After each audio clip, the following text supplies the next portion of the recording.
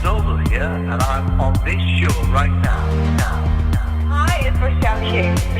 Hi, I'm Astro. And I'm Alec from UB40. I'm the Q&A. Thursday breakfast on Source FM with Benjamin Makin.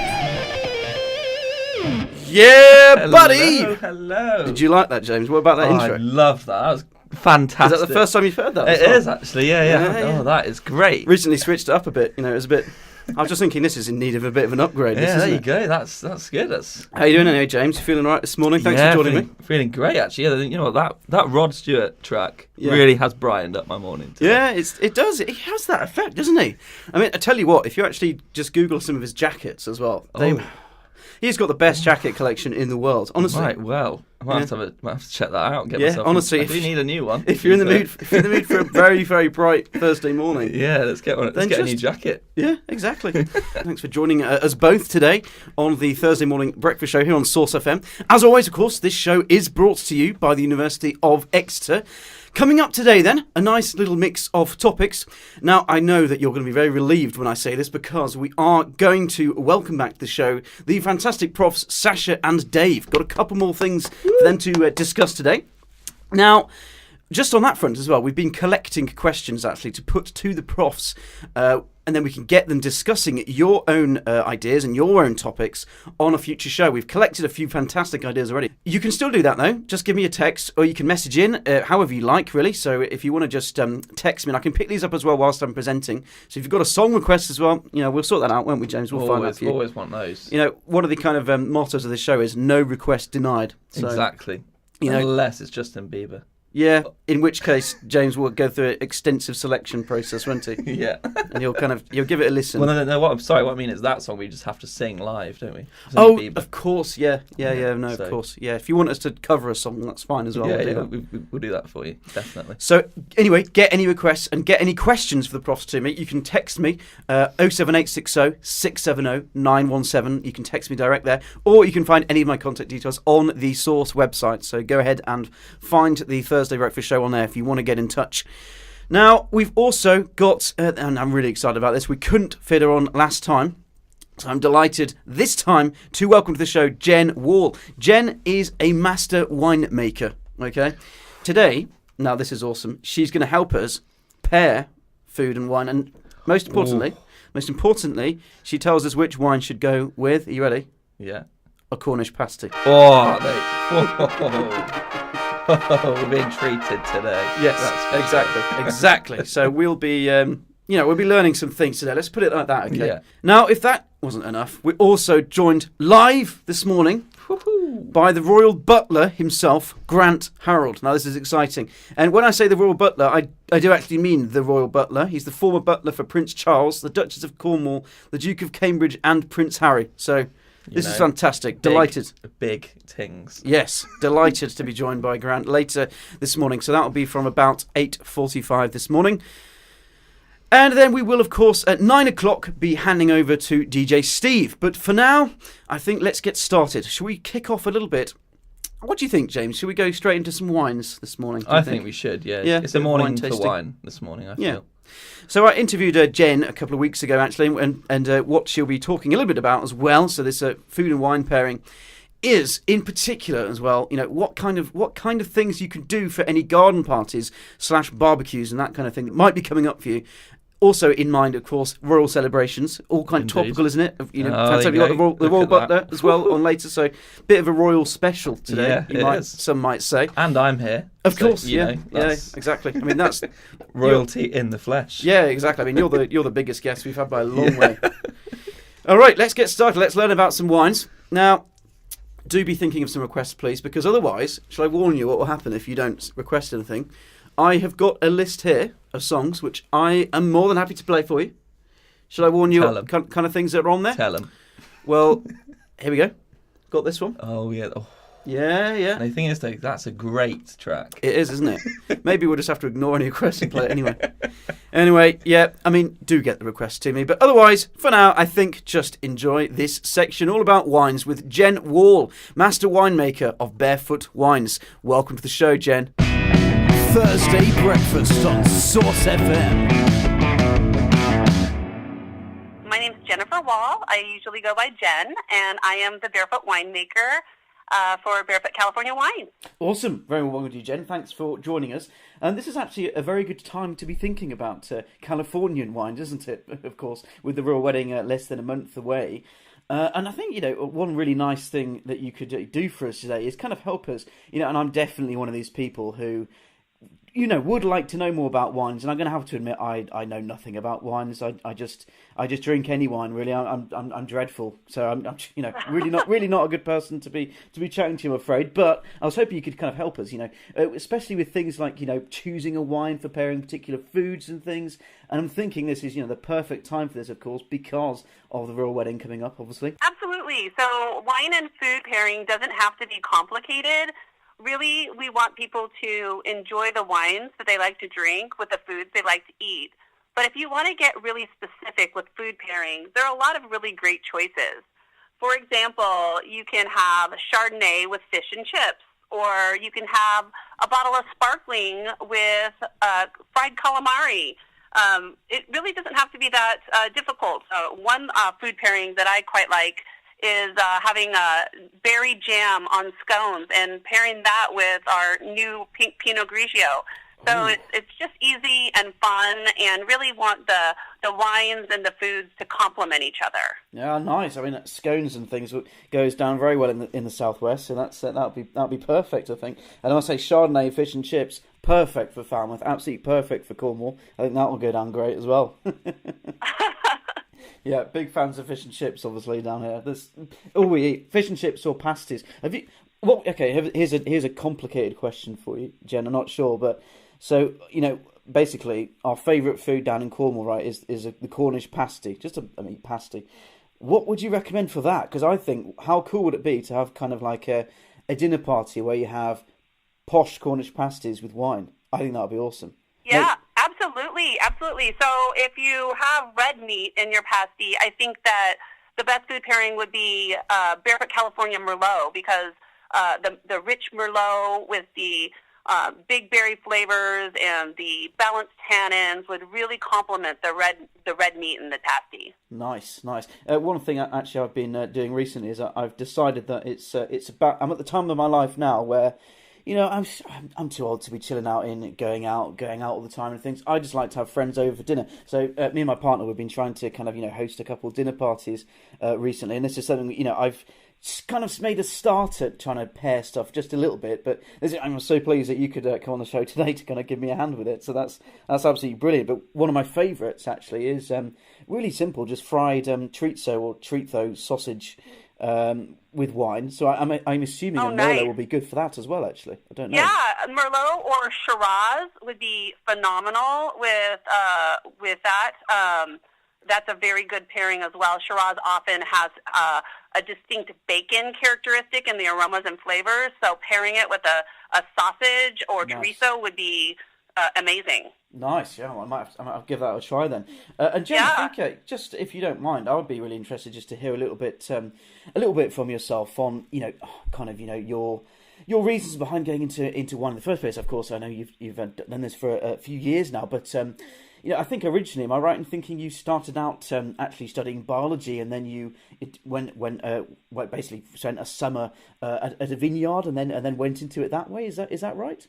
That's exactly right. So my intention was to go into medicine, and my parents lived in the wine country, and so I did spend a harvest working in a winery, and fell in love with wine and the industry, and decided to go back to school and focus all of my energy on winemaking. So I've been the Barefoot Winemaker now for 23 years, and have the great fortune and honor of making wines that are varietally correct, food-friendly, and fruit-forward, and lots of different types. We have red wines and white wines and sparkling wines, and just a really very fortunate to be able to share wines with people all over the world now, and particularly in the UK.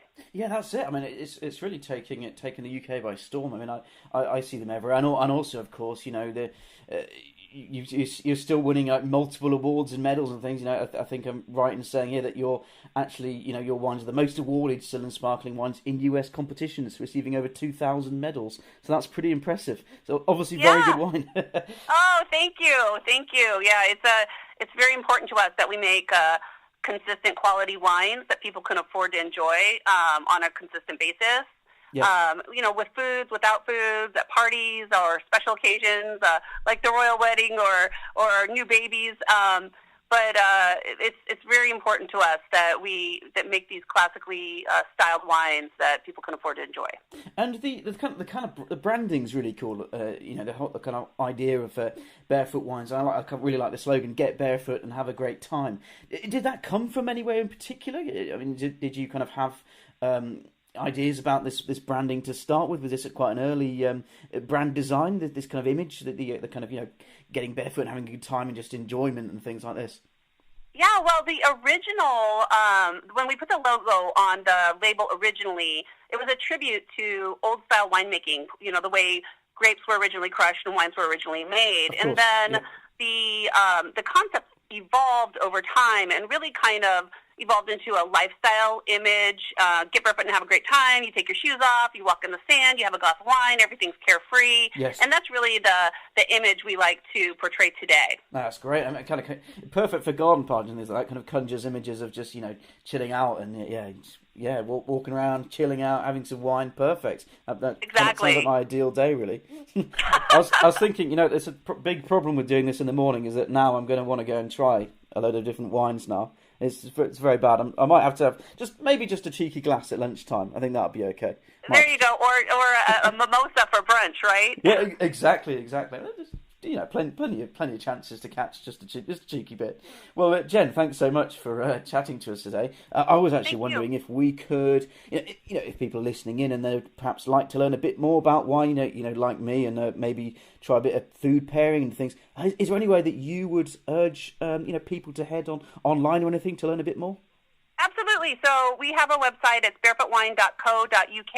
And on the website, not only do we have full descriptions of every single wine in our portfolio, but we also have a recipe finder where you can actually make foods with wines in it or make cocktails using wine and our sparkling wines. Fantastic.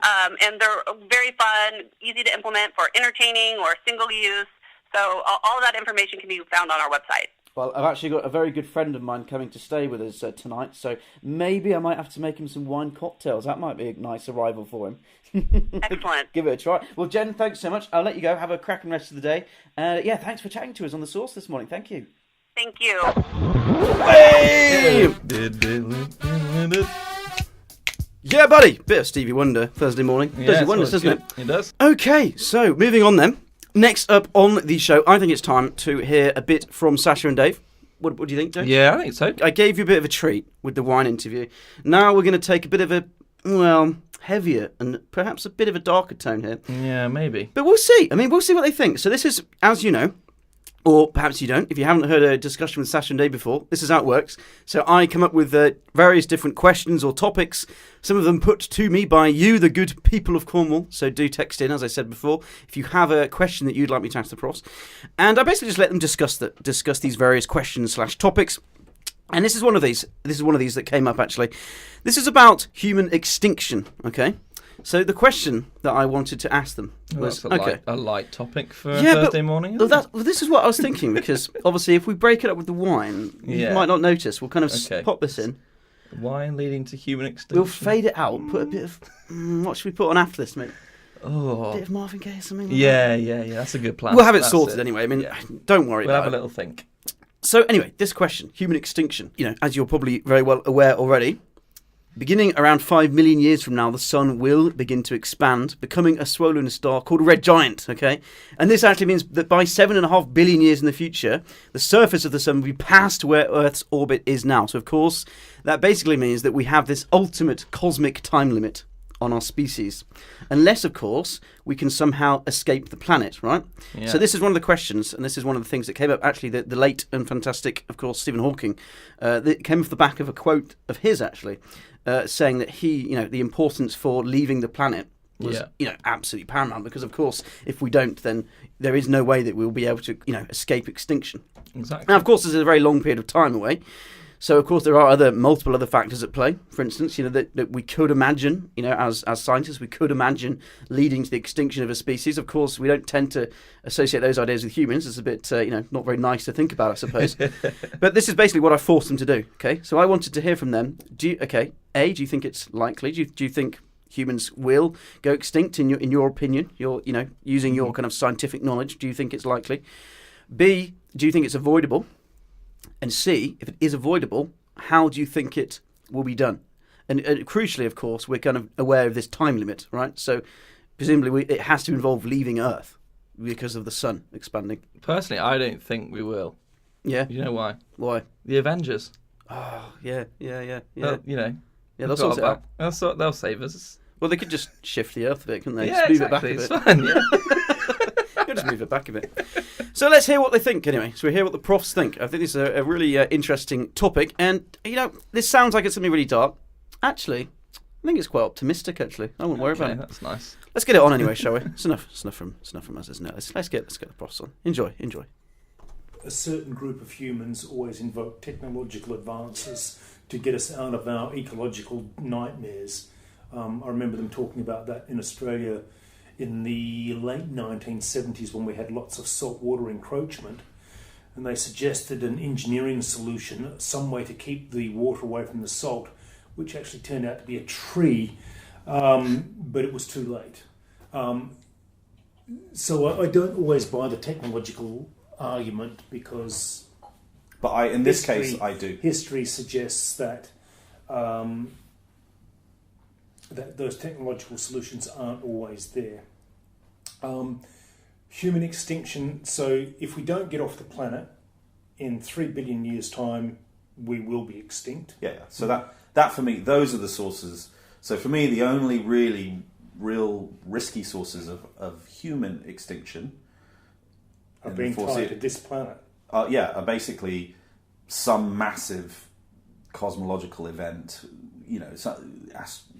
something like a massive asteroid hitting us, boiling away our atmosphere, the sun turning into a red giant and engulfing the Earth and all the rest of it. So actually, literally, if we really care about the long-term persistence, and this I'm not the only one to say, I think Stephen Hawking said this, if we really care as a species of keeping ourselves going, what we should be doing is dispersing off this n equals 1 Goldilocks world. Yeah. Because as soon as the n equals 1 Goldilocks world goes, and it will, we just know it will, eventually go, then we will be extinct as a lineage. Yeah. So if we want to persist forever, we don't want to go extinct, we really care about it, then that's what we've got to do. Otherwise, all of the internally driven stuff, I find it very difficult to believe that it will lead to utter extinction. It doesn't mean the quality of life won't go down. Unless we do something really dumbass, like go nuclear on each other. Even that, I actually think will be hard-pressed to have anybody around after the first few bomb strikes to continue to let off all the bombs that exist. So I know that people have calculated that, the current nuclear stockpiles, would completely irreversibly kind of screw the world, for anything that's bigger than, bacterium or something, probably bigger than that, cockroaches or whatever. But I think in any sort of realistic scenario, the bombs would stop being set off after a few strikes, and I think what it would do is it would, we send give us back Tasmanians the advantage they always sought. Exactly. I think what it would do is it would certainly send everything back historically to kind of periods of development and stuff where that we existed in the past, like Middle Ages or maybe a bit later in the Middle Ages and all the rest of it. Now, I just don't. There's so many of us, and so the fact an epidemic wiping us out. It just is really unlikely with the spatial structure. But I think you're right in the sense that those sorts of things are the sorts of things that could send us back to, for want of a better word, the Stone Age. Sure, yeah. But I agree. But in terms of extinction, wiping us out, I think technology, and I'm going to use this in the broadest possible sense, in the sense of the language and our ability to sort of manipulate the world and produce tools and kind of engineer our world around us has produced this adaptation that's fun. That we don't. There's nothing like it in the history of life on Earth. So we have no precedent to be able to analyze how long such things can last. We've got some clues, things like termites and various kind of ant lineages that kind of do some of what we do, and they've lasted really long periods of time with huge amounts of ecological dominance. So for me, it's like it's extremely unlikely that anything that we do to ourselves is gonna wipe us out as a species. Yeah. And I agree with everything Sasha said. And now there's just one last little hand grenade I'll throw in there, and is that the average lifespan of a mammalian lineage is 2 to 3 million years, I think. Yeah. So even if we only have the average lifespan of a mammalian lineage, we've still got a fair bit of time up our sleeves. But chances that we're even anything remotely like an average mammalian lineage is extremely remote. And I think that's Sasha predicting we will be extinct in about 4 years. No, I actually think we're imminently close to dispersing anyway. Actually, I think historically speaking, I think it won't be long before we've set up colonies. Not somewhere nice that would be easy to live. There won't be nice places to live initially. There'll be places that require a lot of engineering and stuff. But I think we'll get away from the carrying capacity of Earth pretty soon, actually. Yeah. But that's mainly through the fact that we're also screwing up the carrying. Our ability to extract resources from Earth and all the rest of it is finite, and they're running out. Doesn't necessarily good. This isn't a good thing. I'm not advocating this is some sort of utopia. I'm just saying through pressures that are based on life becoming increasingly more difficult on Earth. Well, thanks very much, guys. We'll close up now, so you can get on. But thanks very much for coming back to the show, anyway. Come on, James. How does this make you feel? Yeah, buddy. I'm ready. Bit of kiss. Thursday morning. Yeah. This one goes out to Vanessa O'Connell. James, you want to give that another sing? I mean, you were practicing then quite a bit. They're crazy. Wait, it's not there, is it? These are crazy, It's fine, it can be. crazy nights. Wow, that is... Wow. Wow. Let's move on. So that was an interview with Sasha and Dave there. It's their discussion about human extinction and the kind of those ideas about technology being able to, allow us to escape from this kind of cosmic event that otherwise would, of course, by definition, leads to the extinction of everything on Earth. I think that was a fascinating interview. If you want to hear that again, of course, it will be on the catch-up later on, so you can find it on the website. Bit more from Sasha and Dave to come, though, because not only did I ask them about this, I asked them a bit of another question, and this is kind of we're going to delve a bit more now into sort of, a bit of philosophy in there as well. So I think, James, you'll really like this section. And this was basically all around this idea. And this was another question I posed to them. And this is laws of biology. So thinking about science just for a second, of course, we're all used to thinking about physics and laws of physics, aren't we? Yeah. There are multiple laws of physics which always hold kind of no matter what, right? Got laws of thermodynamics and things like this, which basically just govern how the universe operates, right? Gravity, for instance. If you drop something, that it's going to fall, right? We're on Earth, we can calculate how fast it will fall. Even we're quite confident, right, that we can calculate that. When it comes to biology, though, the scenario is a bit different, or at least so it seems. So I really wanted to ask them about this because on the surface it would seem, physics operates entirely on these various laws, and if you allow me to go a bit further away from the strict definition of laws, like all these various formulae and constants and things, right? For example, an electron has a particular charge. Why? Because it just does, right? That you can't go beyond that sort of thing. There are these constants, and that's it. These are just mathematical constants that, for whatever reason, explain the universe. But when it comes to biology, it seems like, on the surface, as I said, it kind of seems like there aren't as many laws, if there are any at all. Well, it's just stamp collecting, isn't it? Well, funnily enough, this quote, actually, I brought it up in the interview, funnily enough. Did you? Oh, brilliant. So we talk about that, the Rutherford quote. So I thought, let's let the profs debate this topic. If you can think as well, if you're tuned in to this and you're got any ideas on this, then please do text in. And if you've got any comments, if you agree or disagree with the profs, let me know that as well. We can always, have a follow-up discussion. Start some beef, maybe have a rap battle. Yes, we could turn it into a rap battle. Yeah, so if anyone's got any Yeah. Well, I mean, that'd be good. Sasha, Personally. I can imagine Sasha being a great rapper. Yeah, he definitely. Yeah. He's Easy. got the voice for it, hasn't he? Yeah. He's got, Silky. Yeah, exactly. Smooth. Yeah, it is, isn't it? Silky tones. Anyway, let's get them on, shall we? All right, enjoy this. Okay, so my handy phone has just shown me that a scientific law, is a statement based on repeated experimental observations that describes some aspect of the universe. So, I mean, you can translate that. It doesn't have to be strictly an experiment where you manipulate things, but basically, it's some relationship, some observable kind of pattern that exists out there that has been established beyond questionable doubt from repeated observations, lots of different scenarios and all the rest of it. So typically, from a kind of strictly philosophical perspective, it's thought of as an inductive outcome or theory, if you like. So it's a theory that has been, or a relationship that has been kind of established because we've observed it over and over again. We've not. You can contrast that with deductive ideas or deductive kind of relationships that are things that you logic from something else. So you have some assumptions about what goes on out there, and you can deduce what you should expect next. So laws have typically been focused, kind of strictly speaking, kind of historically, have typically focused on these kind of inductive things that we've observed in nature. You see over and over 1, 2, again. 3, 4, therefore. Yeah. Newton noticed the apple falling from the tree. It always falls from a tree in a particular way, and he was able to summarize the kind of outcomes of all of his observations in his kind of law of gravity. Okay, so physics abounds with all of these really simple relationships. Biology typically doesn't. In fact, there are kind of maybe 2 or 3 things that are considered laws in biology. Yeah, and it's interesting because we've got the mega law, if you like, which is organic evolution through Darwinian selection.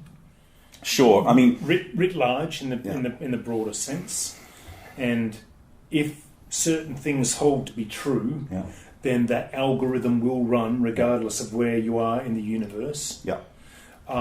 And there's a few little things that sit underneath that might be called laws. And Ben, you mentioned one before, Kleiber's law, which talks about how metabolic rate scales with body size. Although that's completely inductive, so that's not derived from any Darwinian rationale. No. That is that. In fact, that's what people have been hotly debating. It's basically what they did is they observed lots of different animal body sizes, and they measured the metabolic rates of those animals, and found that pretty much you had the scaling, this kind of 3/4 scaling exponent when you plot those against each other. It follows actually more from the laws of physics, doesn't it? Well, no. In a sense. Recently, people have come up with convincing ways of explaining this, but there are no way nailed down. There's quite a lot. There's a lot of controversy out there. And I think the interesting thing about those sorts of biological laws that people generally think of as biological laws, there's actually an enormous amount of noise around them.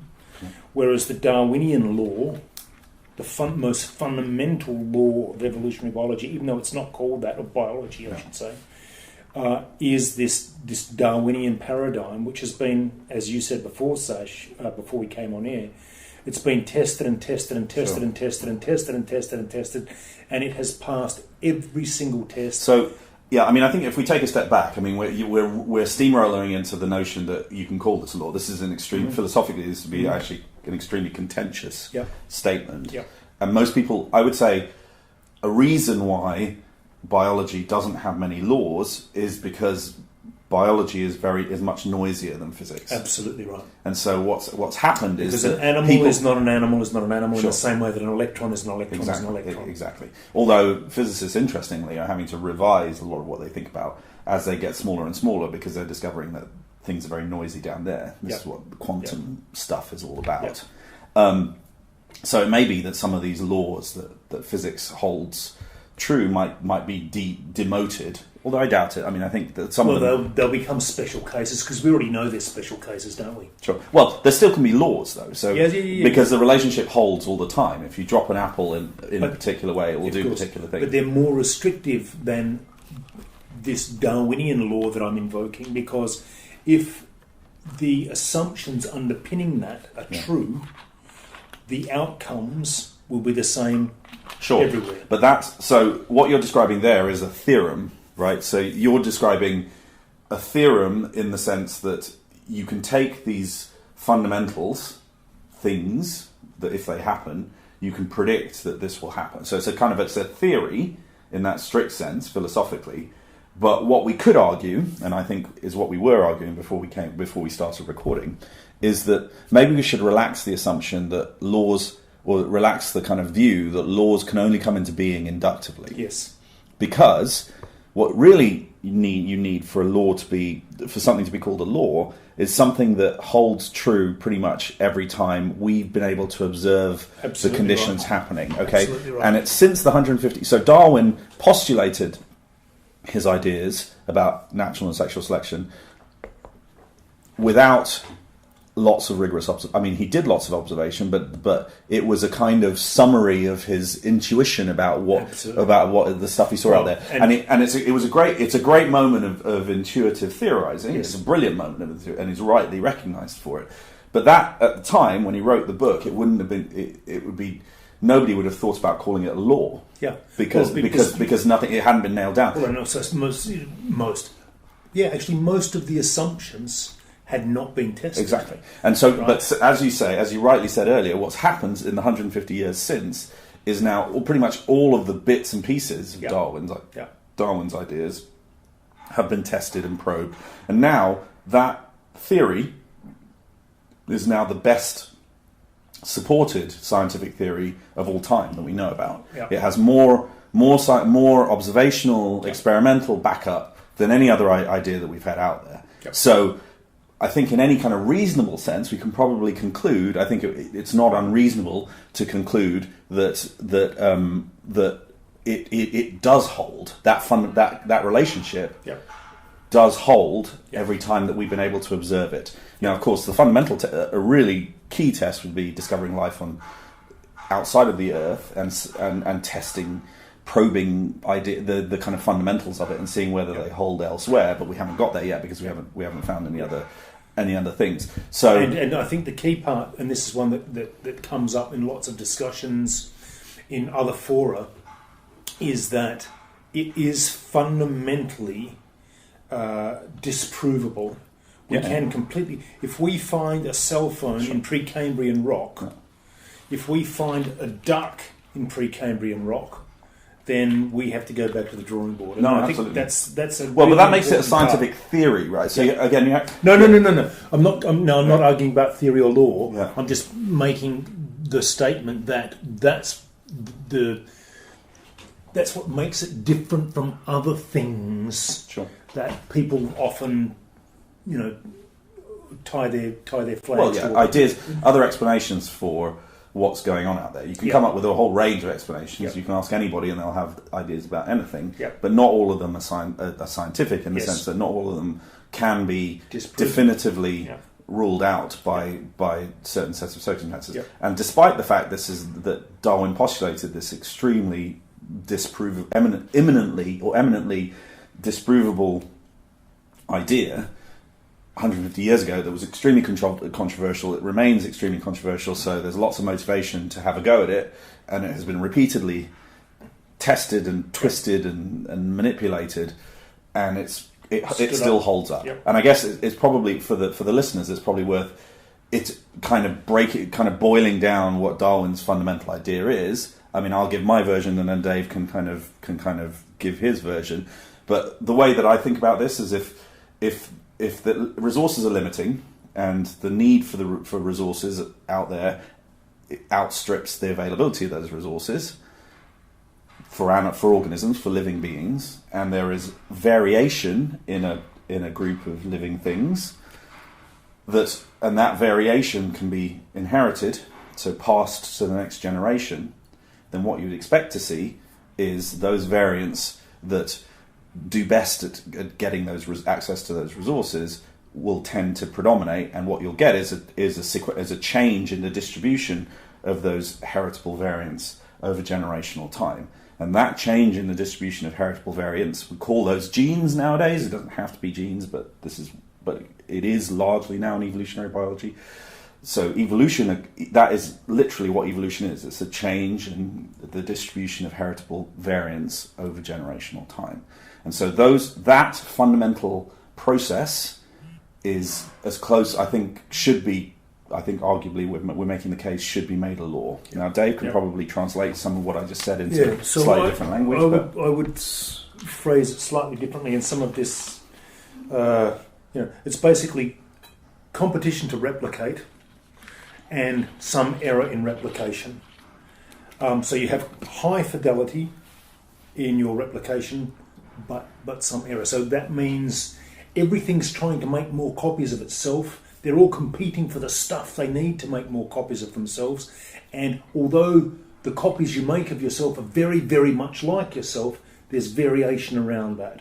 And as soon as, if that stuff holds true, you've got Darwinian evolution all over Red Rover. Well, you have evolution.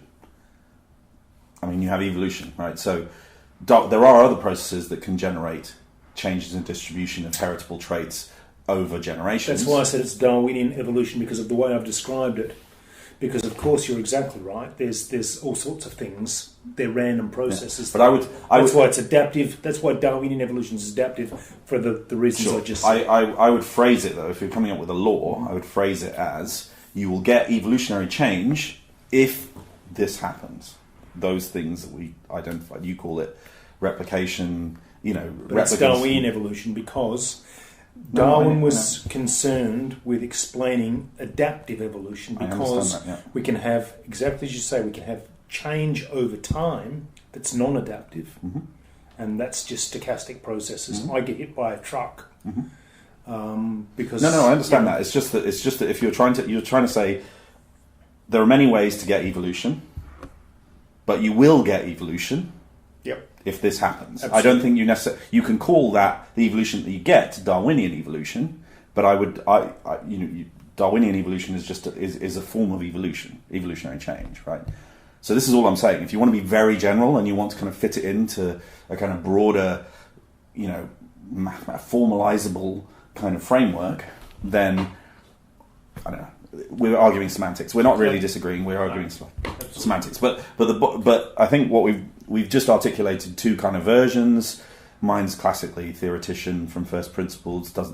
Trying not to ground myself too much in what we know about life on Earth, just in case there are other kind of living kind of systems that we come across eventually, and we hopefully should be able to test these ideas. But Dave's definition is probably closer to what most evolutionary biologists would recognise, because all evolutionary biologists, especially empirical evolutionary biologists, are dealing with life as we know it. Yes, exactly. We're dealing with planet Earth. Come back to Earth, Sasha. Yes, but anyway, so laws are there are probably more laws out there, and there are probably other ones we could come across. But Dave and I are evolutionary biologists, so it's a truism that I think it's as close as possible to a law that isn't recognised a law, I think. I agree. Absolutely. I think one interesting thing about that as well for the listeners to think about is kind of, I think you kind of often hear this when people are talking about Darwin's natural selection, is that given these very simple series of steps which you outlined earlier, Dave, it's almost you have these simple steps. You don't have to invoke any kind of other black boxes. You don't have any constants coming into play or anything like that. You just have these series of logical steps, and it's almost like accepting each one of those as a consequence. This must be true. So there must be evolution given these series of steps. Well, okay. So the physics has a bunch of these kind of constants and things because they're being very precise. They're being a lot more precise than we're being verbally here. And when you try to do that in the way that Fisher did with his fundamental theorem, or Price did with his equation, there are a bunch of variables, constants. You can call them what you like. It depends on the kind of the timescale of which you're doing your kind of application of these ideas. And so, I don't think this issue of the simple statements not requiring kind of fundamental constants is really crucial, because you can make these equations require constants. Sure. And if you want to apply it, if you want to actually kind of nail it down and test something. I slightly disagree. At the most fundamental level, I don't think you need to add anything else into the equation. I think the problem more is, Sash, measuring the stuff in the real world. Sure. That's when we get into bandit country, because actually measuring selection accurately and meaningfully is super duper hard. Which I just don't think it's worth doing. Well, that's Alan Graffin's point. We'll return to that if you like. Yeah. And measuring heritability, or in a broader sense, G, the genetic variance covariance matrix, is also impossible. So that's why I don't call it heritability. I call it inheritability, because heritability can be perfect, inheritability can be perfect, and there can be zero heritability because everything's at fixation. So this is what you just described. What you talked about are the kind of empirical issues associated with applying it. And my solution to the selection conundrum is to deduce the patterns of selection, the functions of selection that you would expect, rather than attempting to induce them. Because the problem with inducing them is that you almost never you're always working in the past, right? So you've measured what's happened in the past and what's happened as a consequence of having lots of variance, and what we know about the scale at which organisms operate. We'll go back to the original reason why there are so few laws is because everything's so stochastic, and there's so many kind of weird and wonderful things that come into play. So just because you've measured a pattern of selection in the past, it doesn't give you a lot of confidence that pattern of selection will persist into the future. Now you can do experiments where you can control this. So I would, measuring selection right now is. But it's always the past to your application of it, right? Well, no, you can measure selection on a trait now. If you're not predicting what happens tomorrow, that's a different thing. But you could measure selection right now. Yeah. The problem is it's really hard to measure selection right now, but you're right in the sense that by going backwards, you can infer. So if you compare a peacock to a chicken, you can say at some point in the past, in the peacock lineage, there had to be selection for long tails, right? Sure. So, in that sense, evolutionary biology is a very historical. It is very historical subject. Yeah. It's contingent. Yeah. So this is the thing. It's what physics isn't. Yeah. Although my prediction is that physics will become more contingent as they reconcile all these kind of weird and wonderful things because what physics tries to do is describe the universe as if you're outside it. But the problem is, we're not, and I think that leads to these fundamental issues associated with measurement at really fine scales and all the rest of it. So you're going to have to come up, in order to really make physics square all the boxes and things, or whatever, square all the circles, and whatever the kind of phrase is. I think they're going to have to come up with versions of their fundamental ideas, fundamental theories that are contingent and historical. Yeah. Because the only thing that we can observe, or the only thing that we can verify, is stuff that we can observe, and stuff that we can observe is stuff that's coming that is historical, that isn't time symmetric and all the rest of it. It's time asymmetric, and there are all these kind of weird asymmetries that come into play that mean you can't just be looking at stuff from the outside. But up till now, or not up till now, because people have been thinking about these things for a while now, but there's no consensus on how to do it. But up to the end of the kind of classical physics phase, Newtonian physics phase, everything was about specifying all of these ideas as if you were outside the system.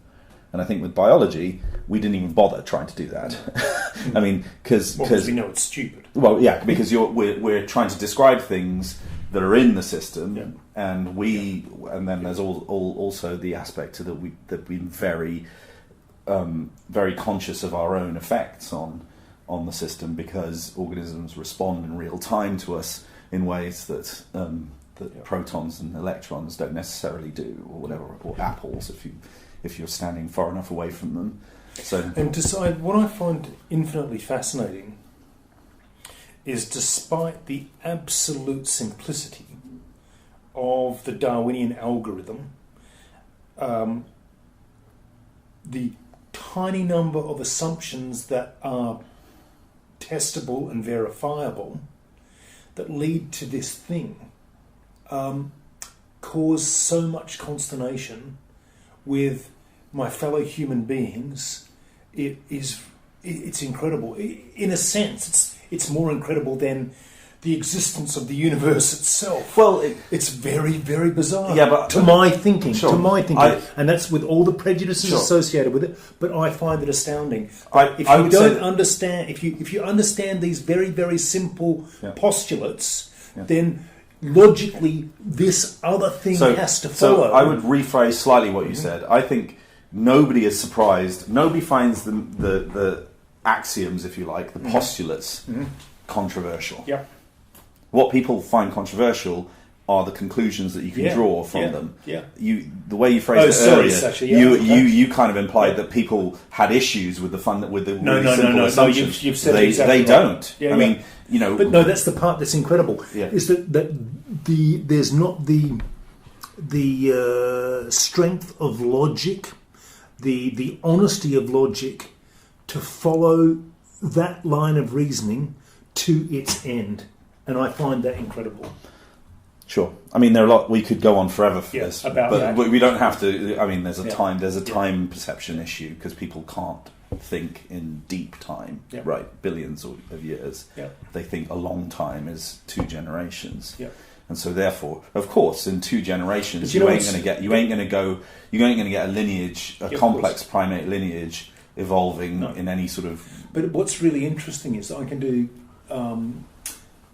experimental evolution in the lab and effectively go back before the time of Christ in a couple of years. Sure. And that's with a fairly complicated organism. Sure. If you want to use something less complicated, that's not fair, less complicated behaviourally perhaps, you can observe tens of thousands of generations. I mean, Lenski's work is now, they're probably looking at 60,000 generations. What's that in human terms? It's millions of years. Sure. That's longer than we've existed as a lineage. Yeah. Or as modern humans. But, there are people out there who are scientifically informed who still reject Darwinian evolutionary explanations for any substantial biodiversity by believing that those kind of things work on flies, on bacterial colonies, but they don't apply to humans. And I think it was Jerry Coyne that said, that's like thinking that trains travel on train tracks when you can see them, Sure. and when they go around the corner they start to fly off through time in some TARDIS fashion. There is a branch of philosophy that would happily debate the reality of that viewpoint, right? The tree falling in the woods kind of world. Yeah. So, I mean, again, there are many reasons why people don't accept the kind of logical consequences. I think you could phrase that another way. There are many reasons why people disappear up their own backsides trying to argue points that are just ridiculous. But let's move on. Perhaps. Well, there was one thing that I did think about when you were just talking about complexity.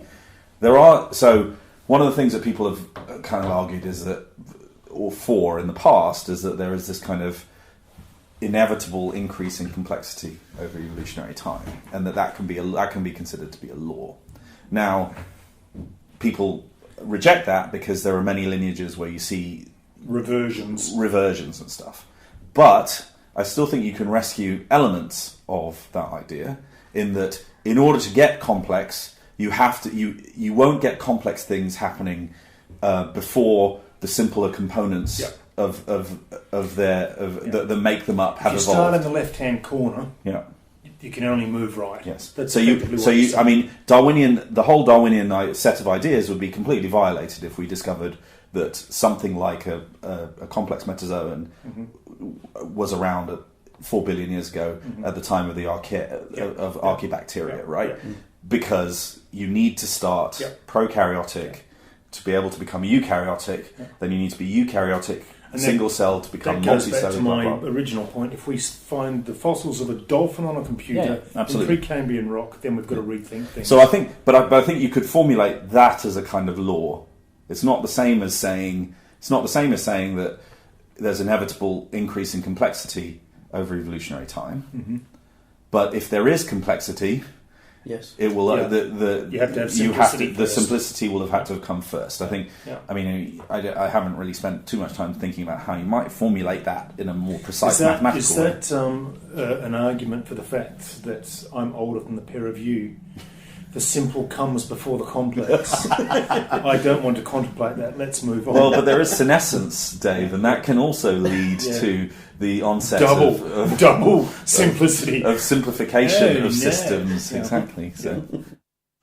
Well, that was a fantastic debate there with Sasha and Dave. More from Sasha and Dave coming up. And if you think of any questions that I can put to them, then please do get them to me. Simplest way you can do that, text me direct 07860 670 917 or use any of the contact details on the Source FM website under the Thursday Morning Breakfast Show page. Right, okay, it is getting closer and closer to the time when we will...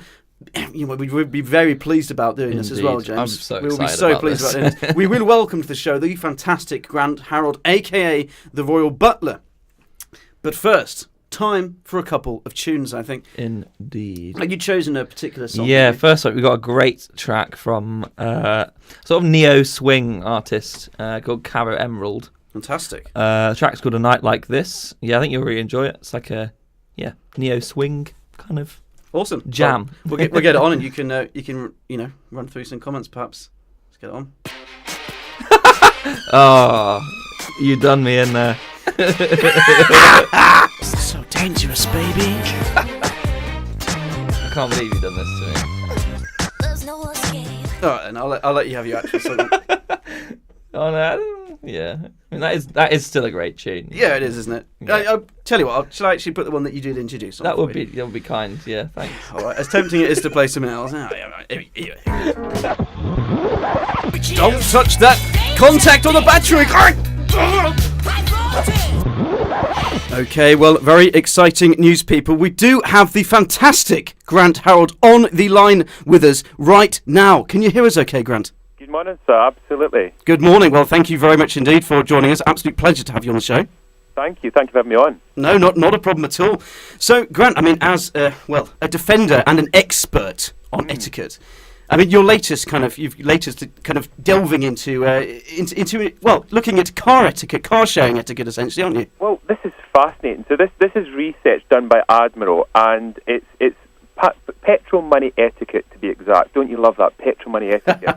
And basically, the research is fascinating. Now, us Brits are very good when it comes to manners and how to behave, and about 80% of us are very good at offering lifts to other people, which is fantastic.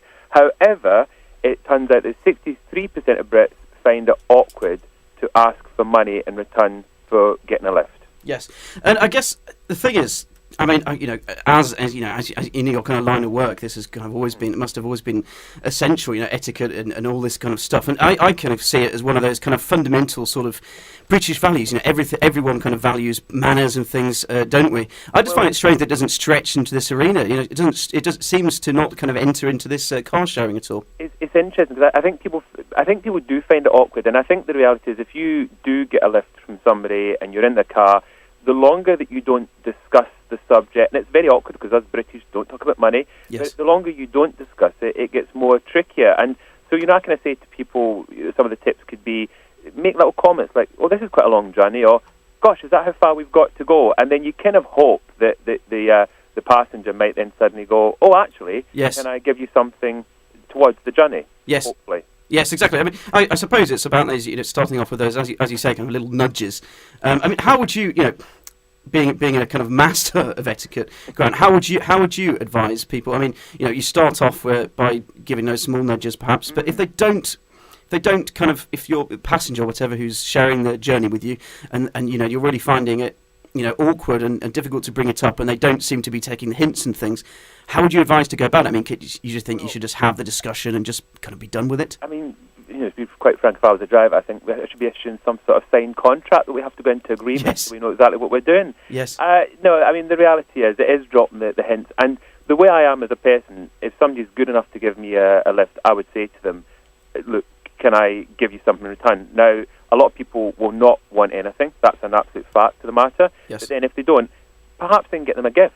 Send Yes. them a thank you card, a little letter, some chocolates, some wine, just something so that you show appreciation. And the bigger the journey, the greater the gift. That's how I see it. So if it's a few miles, then it might just be a little box of chocolates and a card. If it's more than 100, let's say, you might want to take them for an afternoon tea at a well-known hotel that does very posh afternoon teas, perhaps. Yes, exactly. That'd be lovely. Get yourself a. You could even. I tell you what, you could even do in Cornwall. Get them. Are you ready? A Cornish pasty. I thought you were going to have the debate about the Cornish cream tea. Oh. I was getting, my heart started going a bit fast there. Yeah, I think, oh no, he's going to bring it up. Oh no. Yeah, don't worry, it's okay. We'll leave that off limits for today, just in case. Just in case.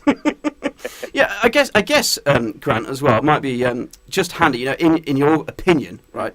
If you are going to be entering into car sharing, perhaps you're doing it, perhaps you're planning to do it, and you're kind of thinking about this, and you're thinking about ask them what they want to be paid and things. What do you think should be the correct amount? Do you think it should fair enough just split the whole lot? I mean, what would you advise there? I think if you're car sharing, it's going Dutch, isn't it? It's splitting the cost between everybody. But let's not forget, it's not just when it comes to fuel. It's also those other bits. It's the drinks, the food, possibly the music. If you decide to go and buy, if you're still into the old-fashioned CDs, dare I say. Go and get the CD or whatever it is they do these days. It's kind of splitting the whole. The experiences would be enjoyable. Yes. And the idea is that if you're doing something like that, is that everybody's going to share it. That's what you can hope, and that it makes it a wonderful experience for everybody. Hopefully. I'll tell you a funny story. Actually, just yesterday. There was a long drive because one of our so I work in the lab down here in Falmouth, and one of our our lab manager Ruth, and she had to travel to Dorset, actually quite a long drive, to pick up some samples and things from ponds that they have there, and she was driving along with Ben and one of the students from our lab. And apparently, she said, and I didn't like to break her heart, but honestly, Ben's face when she announced this, because she said that she'd picked up this fantastic new CD. The entirety of it was in Spanish, apparently, and Ben's face looked, not anything got anything wrong with Spain or the Spaniards or anything. No, but just this CD, and his face kind of just went, oh yeah, that sounds cool. And Ruth was really excited about it. She's like, yeah, we're gonna be fluent when we come out of this. And his face, he's just 5 hours of just non-stop tunes. But the good thing is you'll still polite about it. So that goes back to the way etiquette and manners. He tried to kind of put on a brave face. Yeah, he did. He tried to be polite. The other thing I wanted to quickly mention, as far as the Admiral research for the area that you're in, and this I do think is interesting, it does say that 39% would offer money in return of a lift for a driver. So that's quite good, actually, I think. Yes. Yeah, that's not comparison. That's not bad going, actually, is it? Yeah, I think. Well, as we said before, I think I think it really is one of those etiquette in general, in politeness and manners. It just screams kind of Britishness, doesn't it? I mean, it is one of the things which I think we can really be proud of. It does, and I have actually created. As I said, this is quite fun. Actually, this is something a bit different. But I've actually created petrol etiquette rules. Oh, fantastic! And you can actually find those and further information on the Admiral website, admiral.com/petrol money. So if anybody wants to brush up on their petrol etiquette and make sure they get everything right, it's worth having a little look. Brilliant. Well, I think that's definitely worth a look, coming from the master of etiquette himself, Grant Harold. So I do urge people to do that. Well, Grant, I mean, thanks so much indeed for popping on the show. Don't worry, we have selected you because, of course, we thought, well, we do need to choose a theme tune for you, an exit theme tune. Yeah. So we have chosen you one, actually. My co-host James is in the studio today. He's sitting here as well. So he was very much looking forward to you coming on air as well. I dread to think what it's going to be. Is it going to be Royal Britannia or something? No, it's going to be something totally different. I bet you're not expecting this. Okay. This is one of my. I think this guy is the best living singer. Okay. I'm listening with bated breath. All right, here we go. I'll start to put it on. Can you hear that coming through? Absolutely, wonderful man. He's great, isn't he? Everyone loves a bit of Rod. Well, Grant, thanks so much for your time. Is there anything at all that you would like to add, of course, at this stage, or are you quite happy just for me to fade into a bit of Rod Stewart for you? I'm very happy. As I said, if anybody wants any further information on what we've been having a chat about, then head over to the admiral.com website and look up petrol money, and you'll find further information. And as I say, it's a fascinating subject and some really interesting research and insights there. So well, thank you very much, Grant. Fantastic. Well, thanks very much indeed for your time today, Grant. My pleasure. Thank you for having me on. Have a great day, and I do hope you enjoy the Rod Stewart. Thank you. Bye now. Thank you. Bye. Oh, what a fantastic chat. Oh, great guy. It was great, wasn't it? Well, that's it. I'm afraid, people, it has come to the end of the show this morning. Thank you very much indeed for tuning in. I hope you can join us next time as well. Thursday morning, 7:30 till 9 o'clock here on Source. And I just want to thank all of our special guests this time. Thanks to Sasha and Dave for coming on the show again with their couple of discussions there that we had. Thank you to Jen Wall, winemaker of Barefoot Wines. And thank you very much indeed to Grant Harold, the Royal Butler, who we spoke to just moments ago. And thank you, well, the biggest thank you of them all, of course, is to you. Thanks for tuning in. Thanks for joining us. Any requests, get them to us. And James, thank you to you as well for joining me in the studio today. Oh, thanks. Had a good time? Great. Yeah, it's been great. Awesome. I mean, we chatted to the Royal Butler. That's exactly. one thing. That's one thing ticked off the list, isn't it? It absolutely is, yeah. Right, well, that's it from us. Leave you with a little song. Do stay tuned to Source. Right, I'm going to leave you with something a bit special, actually, I think. What about... James, what do you think? About a bit of this? Yeah, definitely a bit of that. What about this?